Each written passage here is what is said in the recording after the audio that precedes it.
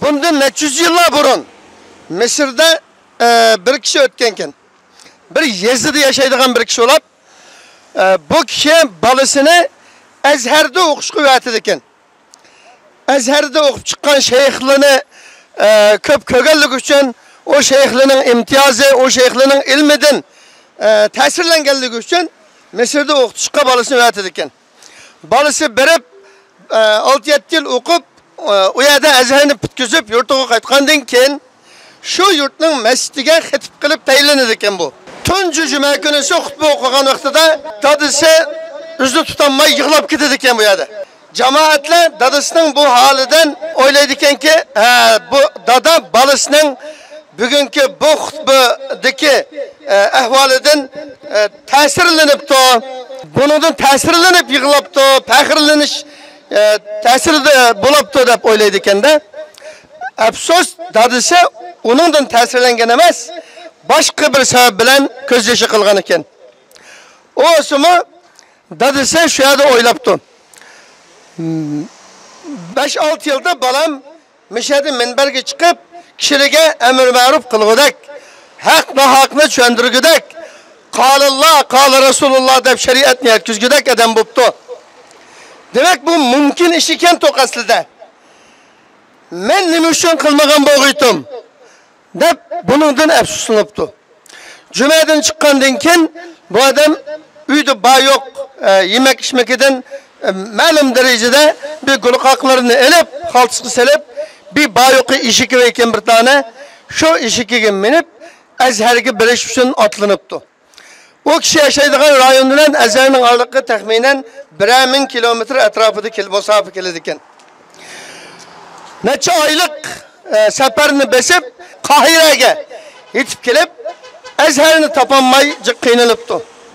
Bu adam şu derecede savadsız ki Ezher degen gapni ifadalab demaydi ekan da. Şu yerde bunundan so'raydi ekan. Men Ezher deb bir yana izlaydim, şu yana tapanmadim, ne dedi o deb. Ezher demay, Ezher deb so'raydi ekan da. Şo'nam bu nurg'un adam onda bir yani bilmeydi ekanmiz deydi ekan. Ahirda bu kishi yo'qmi, Azhar deb bir ya bormi shu Qohirada? Nurg'un shayxlar chiqqan, olim ulamolar chiqqan bir ya. Talib o'qiydigan ya deb so'raydi ekan. So'rgandan keyin, "Ha, siz Azhar demoqchi ekansiz. Unda bo'lsa falan yerda" deb boshlab qo'ydi ekan. Bu kishi uya keladi ekan. Kelib bu normalda 50 yaşdan oshgan kishi ekan. 55 ning oldi kelgan kishi. Azharni teklif kelib, o'zining huquqini kelganligini aytib, shayxlardan ta'lim olishga boshlaydi ekan.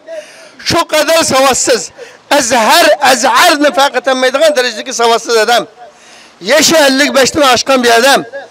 U yerga kelib 5 yil o'qishni davomlashtirdi ekan. 5 yil o'qibmi, hech nimaga ishonmaydi ekan bu odam.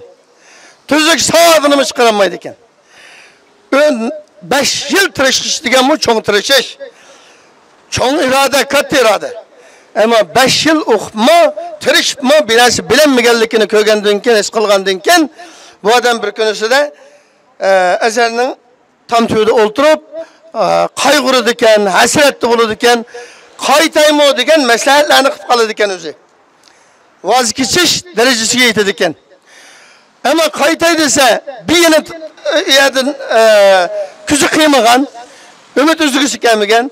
Ümit üzmeydiyse bir 5 yılda bir netice alanmagan, Muşu iki xil ahval aslında teraddutta Azharning o'ylisida o'ltirib, qayg'urayotgan, qaytmaslik haqida maslahat qilayotgan vaqtning o'zida tomga yağmışayotgan bir seriq cho'milini ko'rdi ekan, bir seriq cho'mini. Kichik bir cho'mila. Bu cho'miga diqqat tushib qoladi ekan, qarasa bu cho'ma shu tomga chiqmoqchi bo'ladi ekan. Çıkıdı iken, çıkıp giderken, çıkıdı iken, çıkıp giderken 300 katımdan artık bu taykır alındı iken bu. Bu kişi şunu sanıp oturdu iken 300 katımdan artık çıkıp yeni çıkıp giderken neticede 320-330 katımı bağında 300 katımdan aşkan bir vakitte bu çüme çıkıp giderken üstüge. Bu kişi Muşu'ya da karar verirken, yok ben yanmayın. Ben Muşu çümüşek bulamam be. Ben bir Allah insan kılıp yaratkan insan tutsam, aqlli bir inson tursam, mushu chunchilik bir irodalik bo'laman demaman. Men o'qiyman degan irodani yana ikkinchi qatim bog'laydi ekan, bu kishi bu yerda o'qishini almashtiradi ekan. Neticede bu 55 yaşında kelgan bu kishi 70 yaşdan oshgan bir vaqtda 80 yoshga yaqinlashgan vaqtda shu Misr Qohiradagi Azhar Sharifninki tunji qitimliq Shayxul Azhar bo'ladi ekan. Bu Shayxul Azhar deb atiladi Azharning bosh shayxini. Bu Shayxul Azhar deganlik normalda Misr davlatida birinchi numaralı qatordagi bir adam. Reisga ulashib, reisga yetishib turadigan darajadagi bir adam. Davlat reisi bilan teng o'rinda turadigan, davlat ministri bilan o'xshash turadigan bir adam. İlmiy jihatda Misrda bütün olim ulamolar, muassasalar, hatto davlat cho'ng qaror olmoqchi bo'lsa, har qanday bir masalada murojaat qiladigan bir shaxsiyat. Bu kishi shu qadar nadan, shu qadar savossiz bir kishi kelib neticede Shayxul Azhar bo'lib, ya'ni Misrdagi bütün ulamolar e'tirof qilgan, bütün ulamolar qo'l qo'ygan bir olimga aylanadi ekan. Bu nereden çıktı? Bu netice nereden geldi? Bu neticenin menbaasi nima desak? Bu neticenin menbaasi o kişinin izchilliği oldu. Bel kuvvetmezliği de oldu. Qanchalik netice asasun, netice çıkmasın, vazgeçmezlik de oldu. Şunun için biz aldın katımıldı mı Peygamberimiz sallallahu aleyhi ve sellem'nin bir hadisini esketken idik. Ehabbul a'mali ilallahi teala edvamuha ve inqallah. Allah subhanahu ve teala'ga en mehbub olan amel, Allah en yaxshi ko'radigan amel az bo'lsa-mu davomlashqini, izchil bo'lgani degan. Mana bu qissa shu hadisning eng jonliq misallaridan birisi. Onun için qarindoshlarimizni umid qiladiganimiz, orzu qiladiganimiz bir-birimizga yetakchi bo'layli. Biz sizlarga yetakchi bo'layli, sizlar bizga yetakchi bo'linglar. Ma dava bizning masalamiz hal bo'lganga qadar, davlatimiz qo'limizga kelganga qadar, bu najis paskini Xitoyli vatanimizdan kelgan yerga qaytganga qadar, mumkin bo'lsa intiqomlarimizni olganga qadar davomlashsin. Bu hareketimiz bir kun ish kunlik harakat emas. Bir kun ish kun qilish bilan to'xtab qoladigan, cheklanib qoladigan xarakterga xotimi berayli. Buni ma chiqishimiz nihoyatda go'zal bo'layotdi.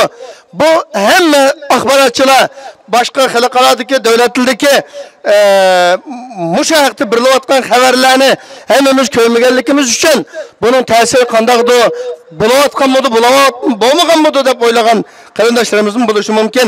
Amaliyotda buning ta'siri nihoyat cho'ng bo'laqliq.